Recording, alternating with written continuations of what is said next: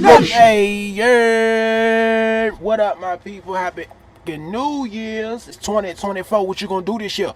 How you coming? How you coming? Bruh. We're gonna go hard this year, baby. Especially over here on D Nation. Now, how y'all feeling, man? How y'all doing, man? How y'all feeling about the New Year's? I got y'all resolutions in order. I know some people don't give a fuck about them. I kind of don't.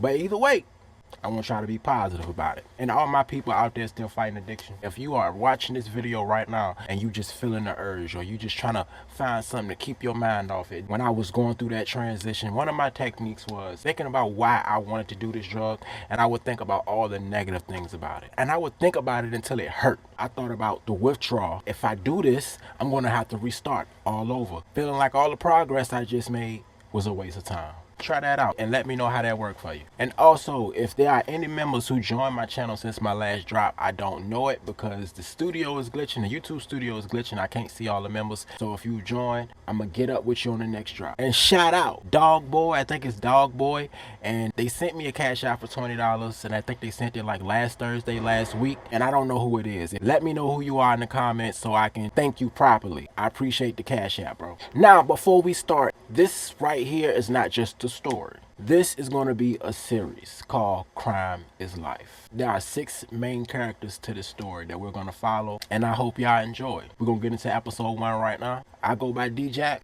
but you can call me D. So I go extra hard on that hard flow. Call me D. We came up just like y'all.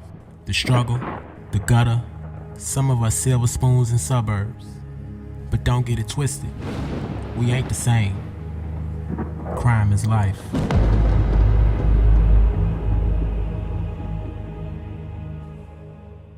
It's the year 2020 and everybody is meeting up for the first time. Leno sits around this room, looking around this round table of people that he now calls family. But everybody here is connected in some type of way. Now Leno was throwing a little kickback, a little party, because one of his right-hand mans, Eli, just got out of jail. He just aged out at 18 doing juvenile life. So he wanted to throw him a little shindig, but something small. And he also wanted to introduce him to some people he should know. Now, if you were meeting all these people for the very first time, you would look at this as a group full of straight misfits. Now, Ro was a stripper. She started dancing to save up for money to get to college. Ro's father was never in her life, doing a life sentence in a penitentiary. And her mother was always a stripper. So that in turn encouraged her to do the same thing. And then you got Cam. She was a drug runner, a mule, I would say. Most times she'll be in a room naked, cutting up drugs for somebody, or other times you might find her in a Bama car, transporting drugs from one place to the other. She was raised by her grandparents and started to get into the same thing that got her parents addicted to drugs. And then you got Cup.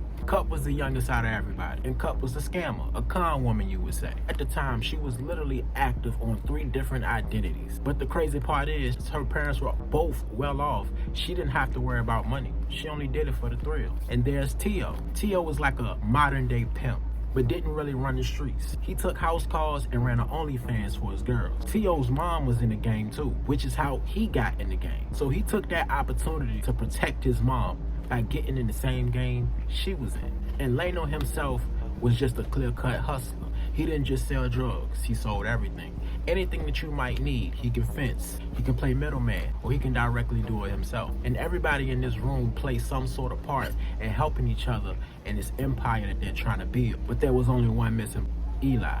As Eli walks through the door, everybody gets up, give him a hug, introduce themselves. Eli, he excited, but he's looking confused. He looked at the other side of the round table, not knowing who these 3 girls are. My fault, my dog, my fault. Hey, let me introduce you. That's Cam, that's Ro, and that's Cup right there.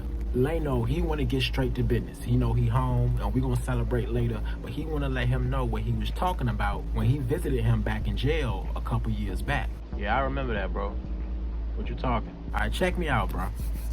We got this little thing going on, and I'm not gonna get too deep into it. We're gonna celebrate and everything, but just know it involves everybody at this table. But we need you. I mean, I know that much, bro. What you need me for? Let's just say we got some problems. Bro, I seen you in action. Seen me in action? I just got home, bro. Yeah, I know you just got home, but bro, I ain't never tell you, but I seen it. What you mean you seen it? Look, bro, I came back early because I had forgot my jacket in the woods at our spot. And when I pulled up in front of your spot, I could see you through the screen door. But like I told you back in the visit, man, you didn't look bothered. It looked like you didn't want to get caught, but not like you cared. And I'm only saying this in front of everybody because you may not feel like it, but we family. But I know you don't really got nobody. So long story short, you got some real smoke, but I know you can handle it. How much you paying? That's my boy. Poured him a drink and they start to celebrate, getting Eli acquainted with everybody else a lot more better. Now, Leno's plan was to monopolize almost every black market in the street, but not individual. He wanted to do it under one umbrella, having one person playing lieutenant for said market. And Eli was the enforcer of the whole squad. But little did Eli know, he will become to like what he does. But before we go any further in this story, I gotta take y'all back to where everything started for Eli. We are gonna take this back into the year 2002, where a guy named Eli was born. Him himself doesn't know it yet, but he's being cut out of his mother's stomach for an immediate C-section. His mother, right alongside with his father, was just shot and killed at a major intersection in down south Richmond. The reason was never known, and the killer or killers was never found. Eli had a lot of complications, being transferred to the NICU where he would make a full recovery. Time passes and Eli would end up being adopted. But the kicker is, Eli is not like other children. Eli doesn't cry as much. Eli is not reaching his milestone goals as other kids are around the same age. So these families, they became overwhelmed. Some of them even said that it scared them, or they thought that something was wrong with him. They thought that he would grow up and be a violent person. But also, mind you, a lot of these families were white families. And not to say that this is a race-based thing, but Eli had a very dark tint to his skin. So feeling like it'll just be another waste of time, he ended up being transferred to foster care. By the age of 9 years old, Eli started to wonder to himself, why was he always being left behind? Why was he always isolated? One of his guardians was a woman named Miss Carter. And Miss Carter, she treated Eli very differently than a lot of the other kids. And just like Miss Carter, those other kids bullied and picked on him too. For his skin color, for his weird behavior, for him being quiet. And it did nothing but made him push away even further. It made him go into recluse mode even more. It got to a point where he started using his hands. He started using his fists. One of the only things that made him feel better. Now his guardian, Miss Carter, she didn't treat neither one of the kids in a respectful manner with love and compassion, but she definitely treated Eli like he was just a lost cause. Like it wasn't no point of putting energy into this kid. But there was one other person that did love Eli's company, and that was a little lily white girl named Connie. He asked her to do something important for him. When the mail came, could she grab his mail for him so Miss Carter wouldn't go through it? He was looking for a letter from a family that wanted to either adopt him, or a family member that found him and was coming to adopt him, or what he would call it, save him. The group home he lived in, it was directly across the street from a grocery store. Now this grocery store to him was almost a safe haven. It was the only place where he felt he got the love and attention that he yearned for at home. And time would go on and they would find out that this is a foster child. After that, it was, "Hey Eli, how you doing? You okay today? You hungry? You need something?" and that was the closest thing to love that he ever felt. Now eventually at this grocery store, he would meet an older kid named Tio. Having a 3-year gap between each other, they still related to a lot of things. Now often when Eli seen Tio in the store, he would see his dad whipping him for the 100th time that day. And it always pissed him off to see Tio being hurt by his dad, but it also made him feel jealous because he didn't even have one. At least he had a dad. But what Eli didn't know, Tio was living in the same type of hell he was. So that day, when Eli saw Tio's dad beating him, he didn't walk over to his friend and greet him. He ran out the store, tears in his eyes, he feeling the type of way, and he walked down a trail. Now this trail that he was walking into was a wooden area beside his group home. And on this trail was a little makeshift cubby or clubhouse that he built for when he wanted to get away, for when he was running from something. So he stashed all this stuff there for his own piece of freedom. He was a very good artist, but his art was just as dark as his life, drawing severed heads, other kids bleeding out. But the worst of them all, his guardian Miss Carter being hung by a noose under the tree that they lived behind. Now while drawing a new picture, Eli could hear footsteps through the woods. Now he's been here long enough to know the difference between human steps and animal steps, and he knew it was a human. He had a dirty 3XL t-shirt covering his little clubhouse. He snatched it away, wiped the tears out his eyes real quick to see who it is, and there was Tio. And he asked Tio how he knew he was back here. And Tio told him he lives 2 houses down. He sees him every time he goes back here. Now Eli, he wanted to ask Tio what was wrong, but he pretty much already knew. It was either his dad beating on him or his dad beating on his mom. He ruled his family with an iron fist. But his mom wasn't there often. His mom would leave a lot and leave him there. Tio always wondered, why didn't she take me with her? So he felt abandoned. He was at home with her abuser, and his savior was out doing what she wanted to do. So all in all, they made this place their hangout spot for years. So right then and there, they made a vow to never leave each other, no matter what. Now 5 years will fly by, and Eli is now 14 years old and Tio is 17. They were still living among each other, they still hanging out, and as they got older, they figured that in order for them to receive help, they were going to have to help themselves. So they started working out every other day. For the past 5 years, every week, consistently, and it became a routine. Eli's guardians, they noticed how big he's gotten. He's now at the age he can protect himself. So they pretty much left him alone altogether. So it's safe to say that they felt kind of threatened. So Eli, like any other regular day, he goes out to do his routine. Now Tio, he would already be there waiting on Eli. Eli was always the one late. Sometimes he would even come knock on his door to tell him to come on. But he gets there and he don't see Tio. Maybe he out in the woods trying to play a prank or something. So he started looking around the woods for him, calling out his name, and he don't see him. So he go a little further into the woods and he see Tio alongside a girl holding hands. He was happy for his friend. He was. But he felt left out. So all these feelings start coming up again, and he power walk back and he go doing his routine. Now by the time the end of his routine come, Tio is walking up with this new lady friend of his, and he want to introduce her to Eli. Hey, what up, bro? This my girl Tina. Eli, he didn't know how to react. Shaking her hand, it felt a little weird to him. He never really had female contact unless she was beating him. He nervous, he don't really know what to do, and Tio, he sensed this. So he tells Tina to go ahead and meet him at his car. Eli hear this, he look up at Tio like, You got a car, bro?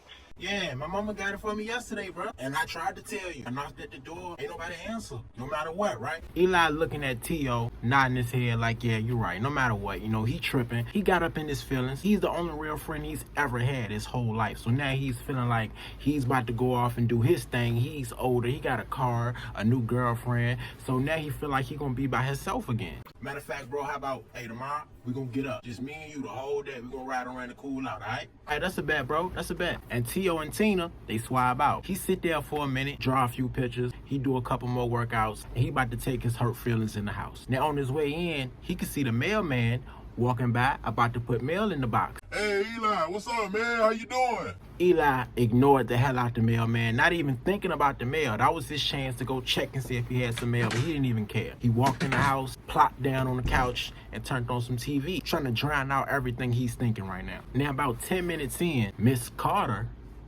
walks in the living room, sees Eli watching TV. Now, Eli came in, didn't bother nobody, but if it's one thing Eli didn't do that he was supposed to do, it's his chores for the week. He didn't do no chores the whole week because he got used to them not saying nothing to him no more. He got used to the fact that he can just walk around and damn near do what he wants. But I guess Miss Carter today, she won't go for it. She walk up to him and tries to snatch the remote out of Eli's hand. He snatches the remote back from her, looking at her like, what the you gonna do? She power walks back to her room. Miss Carter had this belt hanging on a nail beside the entrance of her bedroom for any time any one of the kids started to act up. It literally hung there like it was a valuable tool or something. She yanked it off the nail, walked back in the living room. Eli standing up, already ready. I've been waiting for this moment. Now, mind you, Miss Carter is in her mid to late 60s, so she ain't got nothing on this 14-year-old, 5'10", 150 to 60 pound built young boy. She goes to swing the belt. Eli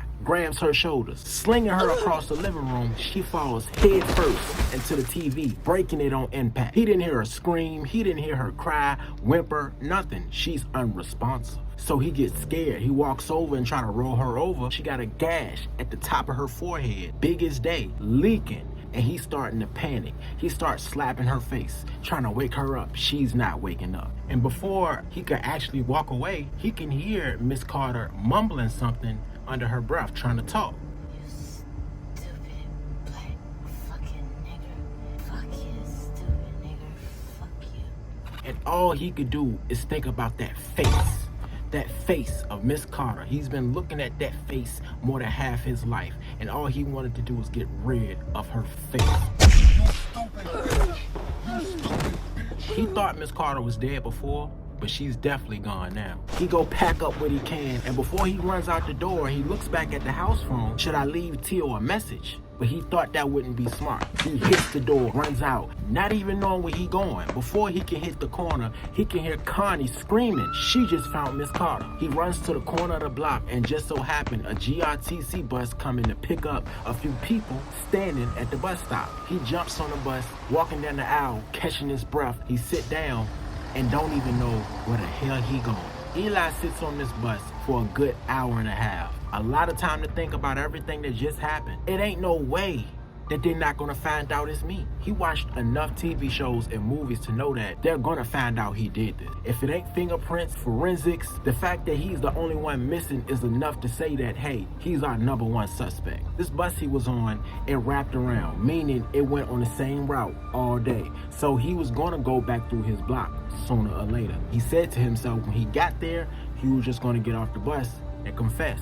What's the point of going on a run? They know I did it anyway. Before he even gets to his block, all he sees is police lights, a big crowd around the house, and he's shaking, trembling, hard in his stomach, but he gotta get off the bus. Walking slow up to the crowd, he can hear Tio in the middle of the crowd, arguing with the police. Police trying to restrain him back, police trying to tell him to calm down, but he's still going. So in order to try to save his friend's life, because he know how this could end, Eli speeds up and walks in the middle of the crowd. Tio can't believe his eyes. He looking at his best friend with Miss Carter's blood drenched in his clothes. He give Eli a hug, Eli hug him back, ain't nothing he can say, knowing he ain't gonna see him no time soon. Before the police can get him in the car, Connie comes running out of the house, sprinting through the crowd. He asks the officer can he talk to his little sister one more time before he goes. When she gets into the middle of the crowd, she passes him a piece of mail and tells him his grandparents found him. He looking at the letter, he excited, but his face can't even form the expression. Connie gave him a hug and he sent him in the car.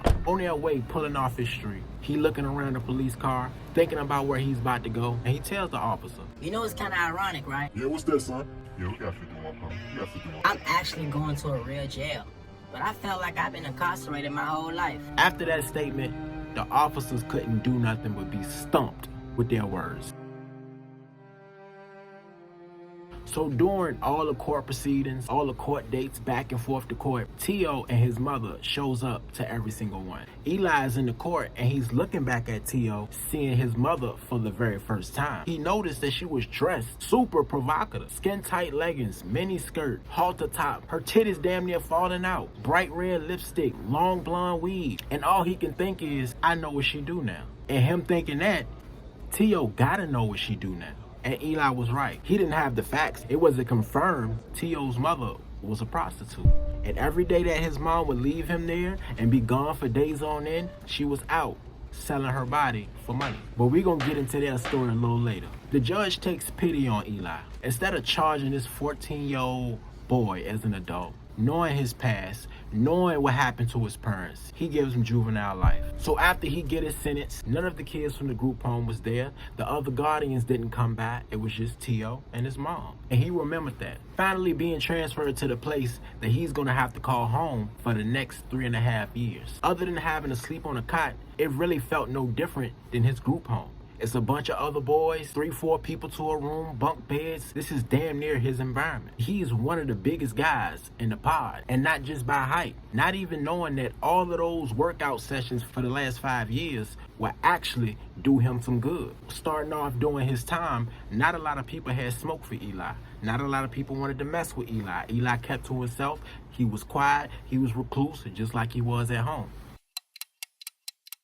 It's one of those regular days, and Eli just gets out the shower. And another juvenile accused him of stealing something out of his room. Now, Eli don't want to hear it. He ain't for it. He still walks to his cell, not caring about what he's talking about, trying to ignore him. He don't want to miss dinner, but he's still gone. And Eli knows, he's been here long enough to know that if he don't do nothing, this could mean something different for him. So he walks out of his cell, goes straight to his room. The other boy's still sitting on his bed, talking his shit. Hey, meet me outside, bro. Shoot me my one. Right now. Come on. Or I'm gonna bust your shit where you sit at. And walk straight out the room. He kind of hesitated before he got off the bed. His roommate asked him if he needed some help, knowing that he was scared to face Eli, but he had to go out there because he started it. He called him out. By the time the other boy came out the room, Eli's already in fighting stance, ready to go. And before he swings, he asks him, What you think I stole from you, bro? You know what you stole, bro. I ain't gotta tell you what you stole, bro. And I saw you getting up. hit the ground, first punch, whole pod going crazy. Now Eli had a little humanity about himself. He didn't hit him while he was down. He let him get up. Come on, bro. Get the up. You gonna catch this L like a man. Get up. He get up, already leaking, and Eli puts him on his ass once again. But this time, he don't get back up. He sleep. And like Eli just clocked out after a 12-hour shift, he pick up his shirt and walk back to his cell like a regular day. As the guards come in to get ready for count, they see the boy on the ground, leaking, and call a code, telling everybody to lock down, go in their cells. The guard asks everybody who did it, but nobody's talking. Everybody knows in here that you don't say nothing. Even if that's your people, you keep your mouth closed. And says to the pod, Hey man, I got 30 minutes before I clock out, and I don't want to do no motherfucking paperwork. So shut the fuck up and stop acting like some goddamn animals in here. medical come get the boy, he goes out, and he chill for the rest of the night. Now, Eli wasn't the best fighter in the pod, but you can definitely say he was the most damaged. He was at a point in his life where his mentality was, there are no rules. I don't care if I die. I don't care what happens to me. So being able to take all that out on somebody was a win for him, even if he lose.